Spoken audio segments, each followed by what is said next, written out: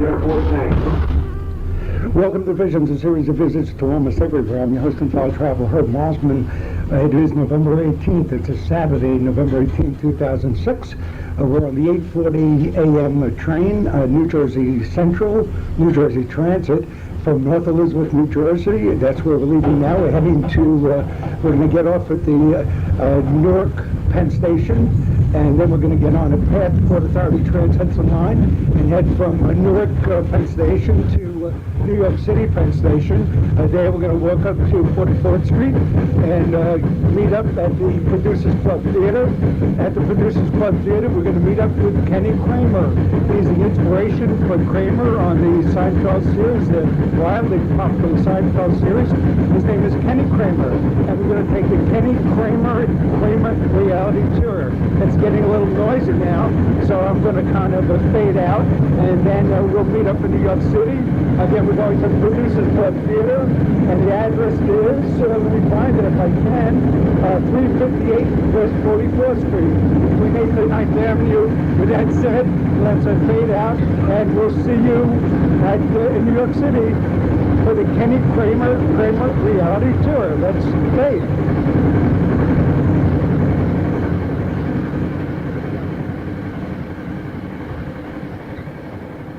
Okay, welcome aboard, everybody. Can you hear me in the very back of the bus? Yes? You know what? I think I sound a little foggy. Can we do something about the treble? Maybe take the treble up. No, not that one. The next one. Not the volume. No, the volume up. Up on the volume. The next thing where it says bass and treble. Is there a setting for that? Yes, there should be. Okay, I know there is. Let's see. Yeah, there is. No, it isn't a little higher. This doesn't have bass or treble? Oh, must. There it is. There's bass. Take the bass down a little. Down. A little bit up now. 1, 2, 3, 4. Is that any better? Okay, let's go to treble now. Bring the treble up. 1, 2, 3. Ah, there we go. Down a little. Down. Ah, perfect. Okay, is that better? Come on, humor me. It's better, right? Yeah. Okay. Welcome aboard, everybody. Say hello to my driver, Salvador. Super Salvador. Hey. He's filling in for my regular driver who can't be here, but they gave me a special deal. If I keep Sal as the driver, $50 less every tour. That's only until January when they reinstate his driver's license. We have a tradition every time that we do a tour. We always like to have a prominent New Yorker to welcome you to the tour. And so today shall be no different. A prominent New Yorker, if you look at your video monitors, would like to welcome you to Kramer's Tour. It's a pleasure to welcome tourists and New Yorkers alike to Kramer's Reality Tour. As you know, the Seinfeld show takes place right here in the greatest city in the world. It was created by two native New Yorkers, Jerry Seinfeld and Larry David. I congratulate the real Kramer, Kenny Kramer, and Bobby Allen Brooks, also native New Yorkers, for starting this valuable entertainment and cultural venture. Here in the city, we have countless tour operators who will take you to the Statue of Liberty in the Empire State Building. But only on Kramer's Tour will you see the actual sites where scenes from the show took place. On the actual location where that infamous Junior Mint flew through the air. Or the place where the concert pianist lost her composure because of a Pez dispenser. As you know, I've appeared on the Seinfeld show myself, and possibly owe my victory on election night to Kramer's manipulation of the cholesterol levels in yogurt samples. Enjoy the tour. Okay, thank you, Mr. Mayor. People have asked me how I got the mayor to do such a video, and it was really quite simple. I sent the fax to his appointment secretary. I got a phone call back. The mayor would love to, because, of course, he's a guy with a great sense of humor and a great Seinfeld fan, so he's a really cool guy. I like the mayor a lot. Anyway, to get things started, we're going to be pulling out now. One of the first sites I want to point out to you, fitting it should be the first site, is on the left-hand side of the bus, the Westway Diner, where that very first conversation about Seinfeld took place. It was in the first booth on the right, behind the register, that Larry said to Jerry, I got a great idea for a show, a whole show about nothing. That conversation took place right there on the left. On the right-hand side of the bus, for those of you guys who bought the DVDs, a lot of the locations are gone and missing, but I'll point them out anyway. For instance, this barbecue place used to be Camway Kitchen, where that Chinese delivery boy came to help Larry order that Chinese hair growing tonic. I hope you don't mind me pointing out places that aren't there, but I figure if it could be a show about nothing, it could be a tour that takes you to places that don't exist. So I figure that's fair game. That goes. Yeah, we got to take a little of the volume, teeny bit off on the vocals here. Also, there's a clothing boutique over here. That used to be Joe's Fruits. Remember on the show, Kramer was barred for returning peaches? Real life, Larry was barred from Joe's for squeezing. He was an inveterate fruit squeezer. And Joe told him, if you touch another piece of fruit that you don't buy, that's it, you're out of here. And Larry squeezed, and Joe threw him out. And even though he yelled and screamed, he would never sell Larry another piece of fruit. Larry does yell and scream a lot, but he has a sense of humor about it. He describes himself as having the worst two traits you could have simultaneously: a vicious temper accompanied by no guts. A horrible combination. Here's my building that I live in, Manhattan Plaza. This is the building right over here. This is the 9th Avenue building. I actually live at the end of the block in the 10th Avenue building in apartment 4M. I mention that because you're such a lovely group. I'm going to invite you to stalk me, okay? I don't get that much attention, so stalkers are welcome. As we turn right over here, why is this guy standing? Attaboy, tell him. As we turn right over here, on the left-hand side of the bus, this is called Theater Row. This is the heart of New York City's off-Broadway theater district. There were about 40 theaters on this block, but there are 2 blocks, but the second block was torn down, and the theaters will be put back in when they develop these buildings and put in these high-rises. Not that the developers are such great theater fans, but they have rules in New York that you get a variance. If you put a theater on the ground floor of your building, you can build an extra 5 stories. So theaters are all going back over here. Now, they said this is the heart of the off-Broadway theater district. In New York, we have Broadway, off-Broadway, and off-Broadway, which has nothing to do with the distance to Broadway, has to do with the number of seats in the theater. Broadway theaters can have as many seats as they want. Off-Broadway is less than 500, and off-Broadway is less than 100, and that determines what you have to pay actors according to equity in the union for actors. When I moved into this neighborhood, there was no Theater Row here. This was actually a red light district. There was 2 blocks of just adult-related businesses, porno theaters, pawn shops, peep shows, dirty bookstores. Hookers were walking up and down these streets day and night, and I must tell you, I miss the old neighborhood. There was stuff going on over here, boy, I'll tell you. But now we have Theater Row. Anyway, this is the building that I live in right over here. If you look up there, you can see our tennis courts are under a bubble now for the winter. They're outdoor courts all summer.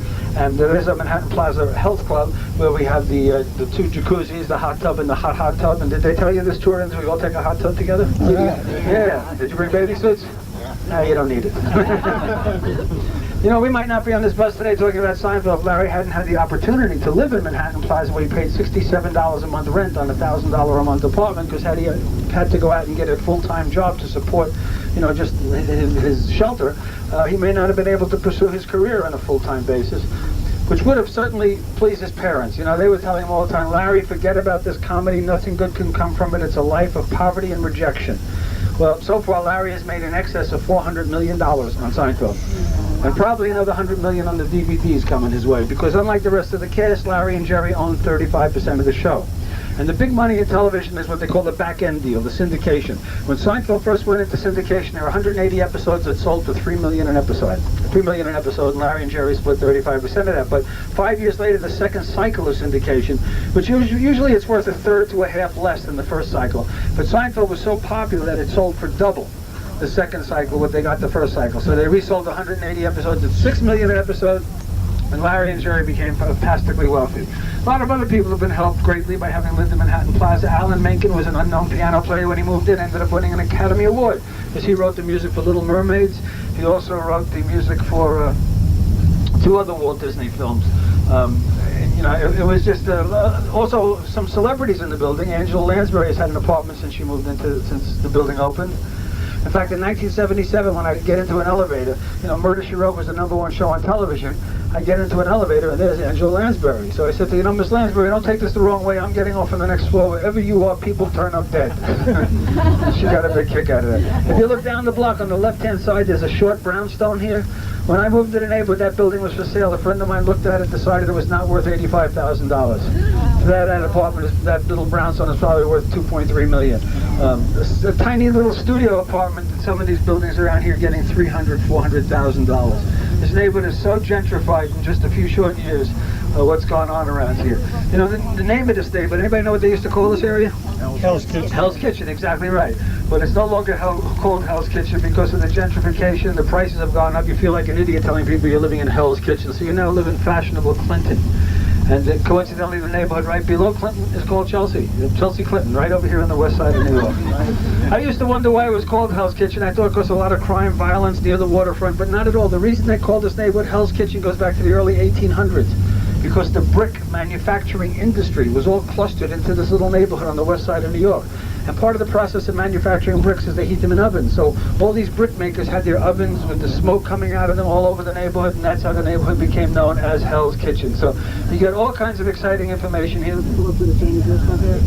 See if you can make that light. I know, you can try. Here's a little piece of trivia right out of my life.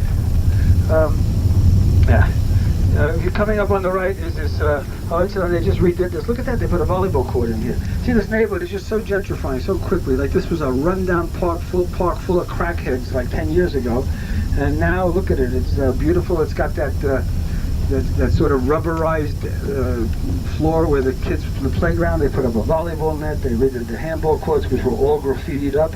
They must have just reopened this park because I hadn't noticed it. But this whole neighborhood is just, it's amazing what's going on here, how these high-rises are just popping up everywhere you turn around. It's really a shame in a certain way because it's really wiping out all the mom-and-pop stores, you know. These mom-and-pop stores that were paying $3,000 a month rent on their lease, their lease is up and now the landlord wants $20,000 a month, you know, and they're out of business. Here's an interesting site right out of my life. On the right-hand side of the bus, if you'll see, the New Food King Chinese restaurant. Now, the New Food King Chinese restaurant, take it slow. The New Food King Chinese restaurant here happens to be owned by a family whose surname is Fu. F-O-O is the name of the family that owns the New Food King Chinese restaurant. And the reason I know that, when they first opened up, that wasn't the original name of the place. If you look at your video monitors now, you will see the original front of that place, and you'll see that originally it was named for the family. It was called the Fu King Chinese restaurant. Now, when they first opened up, and I'm walking by looking at this place, thinking to myself, the Fu King Chinese restaurant. I'm going, guess what? There's a Chinaman in here. There's a Chinaman in here with a sense of humor. So I went in, I ordered some lo mein, and I said to the guy, you have a lovely place here, but how did you come up with the name for this place? He says, oh, my family, the Fu family, this name for my family business. And so I left there, laughing my butt off, realizing this guy did not have a fucking clue as to what was going on with the name of this place. I used to think about people at home ordering food. What do you want to do for lunch today, honey? I don't know. Let's get the menu, if not Fuking Chinese restaurant. Well, after a couple of years, the canopy wore out, and by then, he caught on to what was going on with this play of words, and he changed the name of the place, nearly costing me a great joke. But fortunately, I still have the video. Yeah, now I mentioned before that I have a stage version of this tour that I travel with called Kramer on Seinfeld, and you know, I get around the country pretty good. I play a lot of colleges, and I really love doing it. They treat me great. Why isn't this thing ejecting? Oh. Okay, I got it. You know, they treat me great. They pay me a lot of money to play these colleges, but the trouble I have is I have yet to be booked at the University of Miami or the University of Hawaii. In the last year, I've been to Ames, Iowa, Hastings, Nebraska, Greensboro, North Carolina. I've been to Pittsburgh, Rochester, Syracuse, Albany, you know, places that aren't exactly on the tourist map. And you know, I do an 8 o'clock show. I'm back in my hotel, and I usually, when I'm on the road in these gigs like in Ames, Iowa, I like to stay at the only 5-star hotel around, which is usually a Super 8. And you know, it's 10 o'clock at night. I'm hungry, but the restaurant closed at 9. So I find myself standing in front of a vending machine trying to figure out what to have for dinner, which is so unlike the way it is where I live on 43rd Street. I have a drawer full of menus. I can get pretty much any cuisine you can imagine delivered to my door pretty much round the clock. But of all these restaurants, I got to tell you, the Chinese restaurants are so fast.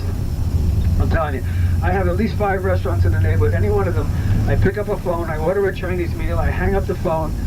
In 8 minutes, that food is being delivered to my door. And I'm not exaggerating, it happens that quickly, which I find amazing, particularly if you view this in light of the fact that in this town it takes 9 minutes to get a cop and 11 minutes to get an ambulance. Yet you can have Chinese food cooked and delivered in only 8 minutes. So when I had occasion to meet the mayor, I called this to his attention. I said, you know, your mayor, it takes 9 minutes to get a cop and 11 minutes to get an ambulance in this town. He says to me, that's not bad, is it? I said, when you consider I get Chinese food cooked and delivered in only 8 minutes, it's not so good. So I said, Mayor, I have an idea of what you should do for the health and safety of New York. You get these Chinese delivery guys, give them guns and teach them CPR. And then the city could be a lot safer, and if you have to go to the hospital, you could have some beef and broccoli along the way. Evidently thought I was kidding, but if you ever see the armed Chinese delivery guys, you know it means I am now mayor of New York. Now, speaking of hospitals, the cast, which seems pretty healthy, actually ends up in the hospital an ordinary number of times, and the hospital you usually end up in is right here on the left. It's called Roosevelt Hospital. Now, whenever you saw Roosevelt Hospital on Seinfeld, they always depict it by showing you an establishing shot of a Red Cross sign on the corner. That was the old emergency room that was torn down 15 years ago. But Seinfeld continued to use it to establish Roosevelt Hospital, where a number of things happened on the show. For instance, it was here at Roosevelt Hospital the baby Seven was born. It was here at Roosevelt Hospital that Jerry caused his friend Fulton to croak because he told him a very funny job and convulsed him in his hospital bed. It was here that George came to get Marissa Tomei's phone number. This is where Kramer saved the pig man. This is where the psychiatric patient jumped off the roof and landed on George's car. This is where Kramer had to rip that birthday card out of that little kid's hand because Paul O'Neill technically did not hit 2 home runs. But the most famous incident to take place here, who could tell me? Oh, that was Susan. The Junior Mints. This man has it right here. Congratulations. Guess what? You have won Junior Mints, not just for yourself, but for everyone on the bus. Junior Mints for everyone. They're cool, Everybody's they're going refreshing, to and they're cool free. and refreshing and free. Junior mints for everyone. Holy cow, look at this. We got a box of Junior mints. What's that? Yeah, okay. Yeah, go slowly. Go up the street. Okay, we're all getting Junior mints. Let me be the first to say you're welcome. I had thought it was Susan licking the toxic envelopes, but no, the Junior mints.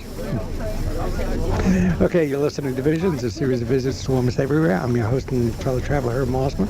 We're on the Kenny Kramer Reality Tour. We're visiting some of the sites. I'm sure we're going to get to Tom's Restaurant, head uptown a little bit, and that's what's happening. This, by the way, is going out to as a gift from Visions. It is exclusively for the Library of Congress, National Library Service for the Blind and Physically Handicapped, Jim Herndon and the folks, the good folks in Washington, D.C., 1291 Taylor Street, Northwest, Washington, D.C., the NLS.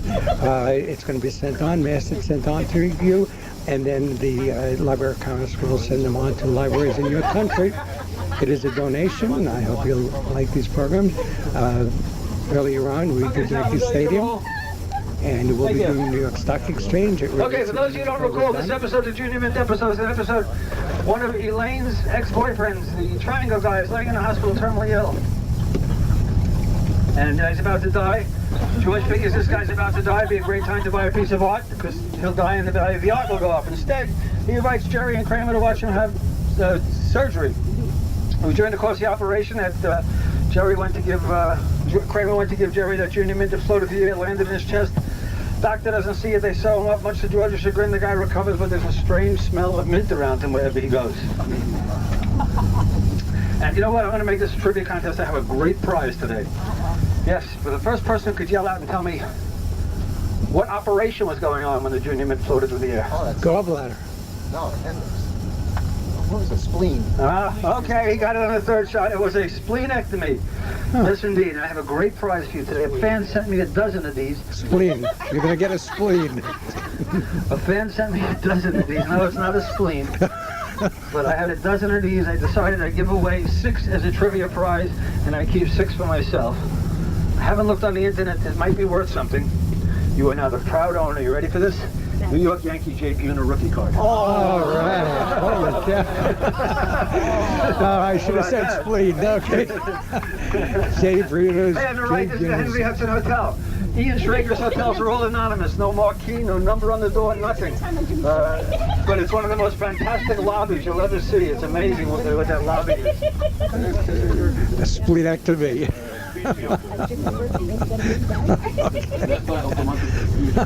Okay, so we're moving along. Let me give you an idea where we are now. We're heading Okay, on the left-hand east side right of the now. bus, the Time Warner Building. One of New York's largest, the newest high-rises. holds all the assets of Warner Brothers in time of Warner Communication, AOL, CNN, Court TV. They're all located there. There's a lobby full of great stores. We're at 8th Avenue. And it has a great mall full of high-end stores like Coach and Chanel, and downstairs in the 58th basement, Whole Street. Foods. The whole bottom floor is the Whole Foods store. It's a great place to go and have a snack or something. I'm pretty sure we're going to be heading left and we'll be heading Now, into for those of Columbus you who came Circle. here from Connecticut or Jersey and you're driving here and you see signs on the road We're about looking how at many Central miles it is Park. to New York, did you ever wonder what they're talking about? But, you know, if you're like coming down, like say you're in Bridgeport and it says like 35 miles to New York City, do they mean like the other side of the bridge that brings you into New York? Or if you're coming up from Jersey, they mean the other side of the Holland Tunnel? You know, how many miles? You ever wonder what they mean? Yeah. Right here. We're going to turn left. You'll be in Columbus Circle, which is considered the geographical center of New York City. So anytime you see how many miles to New York, this is precisely the part of New York to which they are referring. 358 West 44th Street, between 8th and 9th Avenue. With that said, let's fade out, and we'll see you at, in New York City for the Kenny Kramer Reality Tour. Let's fade.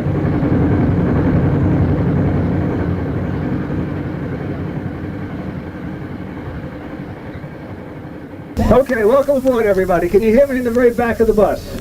Yes? You know what? I think I sound a little foggy. Can we do something about the treble? Maybe take the treble up. No, not that one. The next one. Not the volume. No, the volume up. Up on the volume.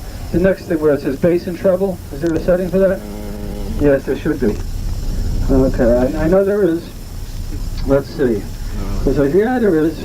No, this is not my. This doesn't have bass or treble? It must. There it is. There's bass. Take the bass down a little. Down. A little bit up now. Cumbersome. 1, 2, 3, 4. Is that any better? Okay, let's go to treble now. Bring the treble up. 1, 2, 3. Ah, there we go. Down a little. Down. Ah, perfect. Okay, is that better? Come on, humor me. It's better, right? Yeah. Okay. Welcome aboard, everybody. Say hello to my driver, Salvador. Super Salvador. Hey!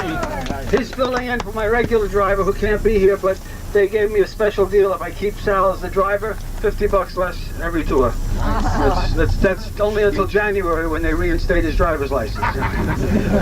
We have a tradition every time that we... At Newark Penn Station, and then we're going to get on a path Port Authority Trans-Hudson line and head from Newark Penn Station to New York City Penn Station. There we're going to walk up to 44th Street and meet up at the Producers Club Theater. At the Producers Club Theater, we're going to meet up with Kenny Kramer. He's the inspiration for Kramer on the Sein-Sodes series, the wildly popular Sein-Sodes series. His name is Kenny Kramer, and we're going to take the Kenny Kramer Reality Tour. It's getting a little noisy now, so I'm going to kind of fade out, and then we'll meet up in New York City. Again, we're going to the Producers Club Theater, and the address is, let me find it if I can.